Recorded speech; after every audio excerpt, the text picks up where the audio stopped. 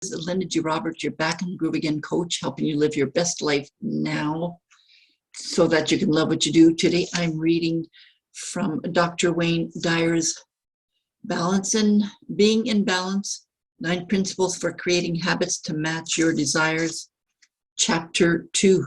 If you want excerpts from Chapter 1, you'll just have to go back to that first of the series. So this chapter is called There's More to Life Than Making It Go Faster, Balancing Your Desire to Enjoy Life with Your Need to Achieve. The key to balancing your desire to be at peace with your need to achieve, perform, and earn a living is in recognizing that there's no such thing as stress. There are only people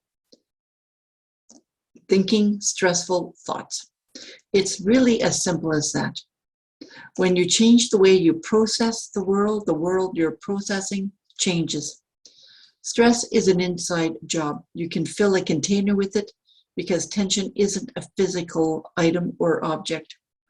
There isn't something that you can point to and say, there it is. That's stress.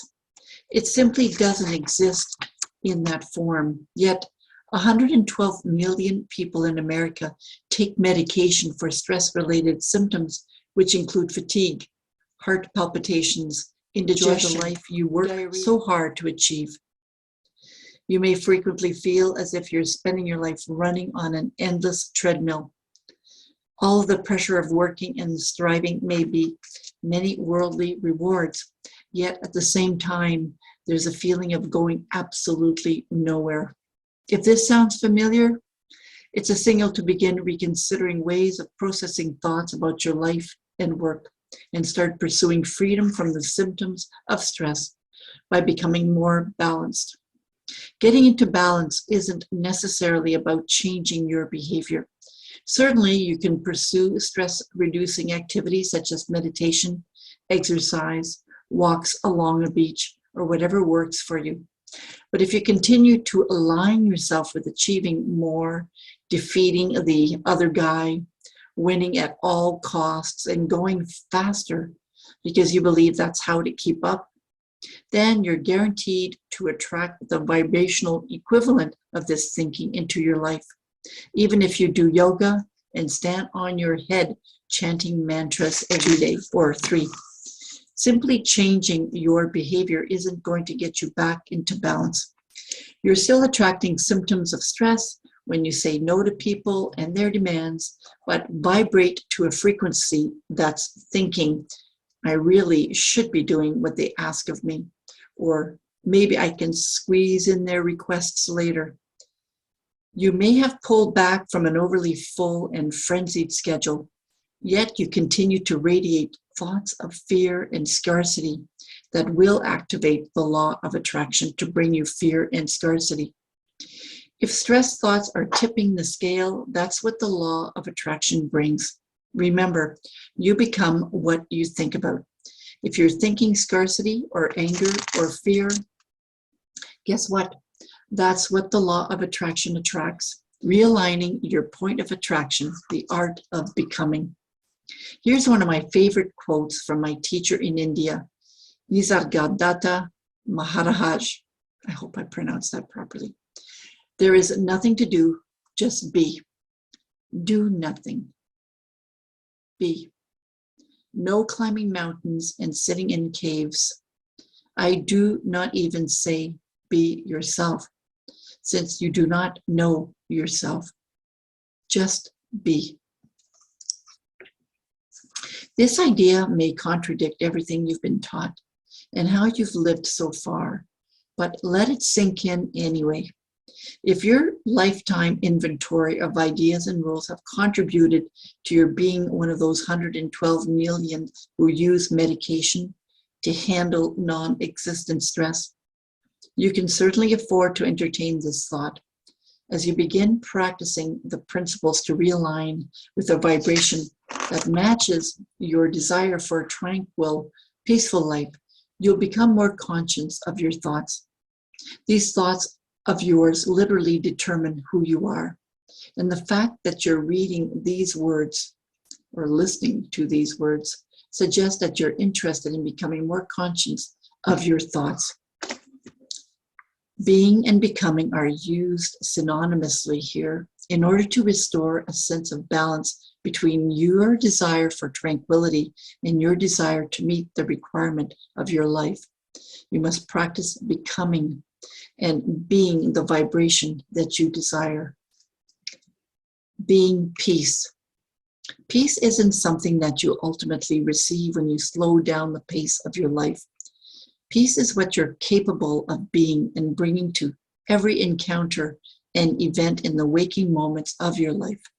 Most of us are waging a non-stop internal mental skirmish with everyone we encounter. Being peaceful is an inner attitude that you can enjoy when you've learned to silence your incessant inner dialogue. Being peaceful isn't dependent on what your surroundings look like. It seldom has anything to do with what the people around you think, say, or do. A noiseless environment isn't a requirement. This principle isn't about merely choosing tranquil thoughts when you're feeling afraid and anxious. I suggest picturing a container deep within yourself, out of which all your thoughts flow. Inside of this container, at its very center, imagine a candle flame. You need to make a commitment that this flame in the center of the container, holding all of your thoughts, will never, ever even flicker, although the very worst may go before you. This is your container of peace, and only peaceful thoughts can fuel the burning candle. You don't need to change your thoughts as much as you need to learn to be an energy of peace, lighting the way and attracting serene, harmonious thoughts and beings. In this way, you'll become a being of peace. Obviously, you take this inner receptacle with you wherever you go.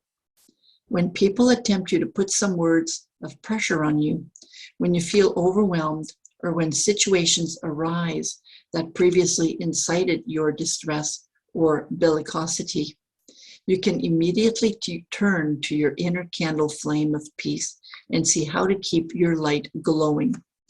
This is being the peace that you wish for yourself.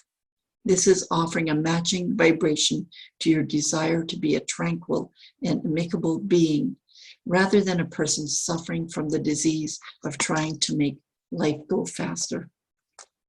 You've already seen the results of that folly, and you notice the symptoms of stress in virtually everyone you meet. As a being of peace, you make a huge impact on those around you. It's almost impossible to be totally stressed out in the presence of someone who has opted to be peace. Peace is a higher and faster energy, pheromones of measurable energy to emanate from you. They affect others who become more peaceful without even being aware of the transformation taking place.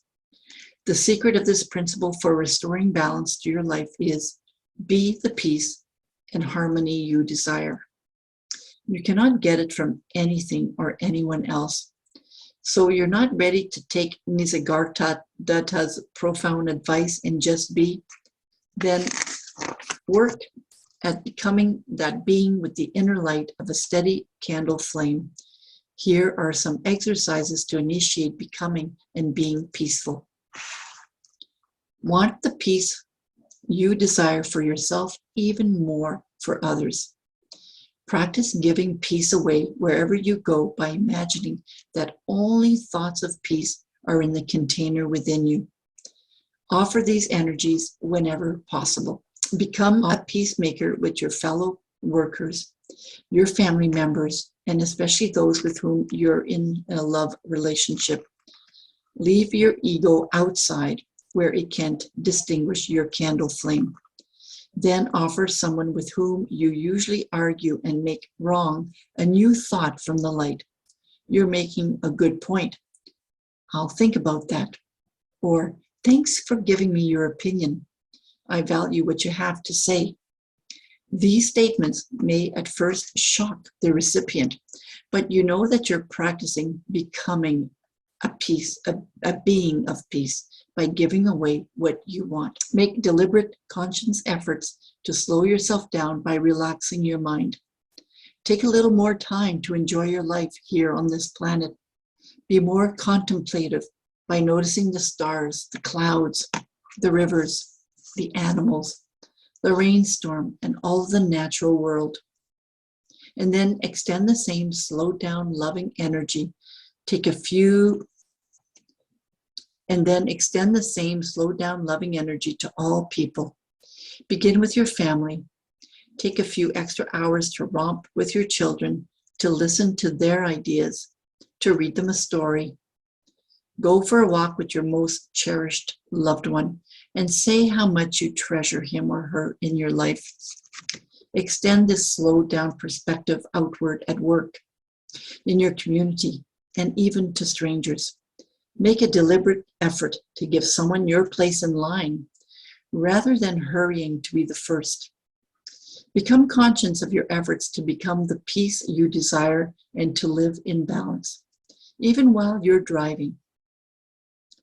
As you slow your thoughts down and decide to enjoy your life more, bring your car to a stop at a yellow caution light rather than speeding on through. Consciously drive at a relaxed pace rather than in a frenzy to get somewhere 2 minutes sooner. Thoughts to that other people. You'll become more compassionate without trying to be, simply because you've aligned your inner world with your desire to be in balance. You'll find that your body will feel more in balance as you pursue this glorious quest, as it will experience fewer symptoms of stress. Your body weight will adjust to the optimal level as you return to a state of perfect equilibrium. Your skin will reflect the balance and the peace that you're becoming. Your digestion will return to normal without the aid of pills. Your sleep patterns will adjust. Your bowels will function properly as they were designed to. In short, you will be in perfect balance. You will not only be in balance, but, irony of ironies, you'll become more productive. You'll have more abundance flowing in your life while being peaceful for the first time since you were a child. Take the advice of my teacher, Nisargadatta Mahara. Just be. Give it a try, and I promise that you'll be peacefully surprised. And that is the end of chapter 2 from Dr. Wayne Dyer's book, Being in Balance, 9 Principles for Creating Habits to Match Your Desires. This is Linda G. Robert, your back in the groove again coach, helping you live your best life right now so you can love what you do. Stay tuned for chapter 3. Bye now.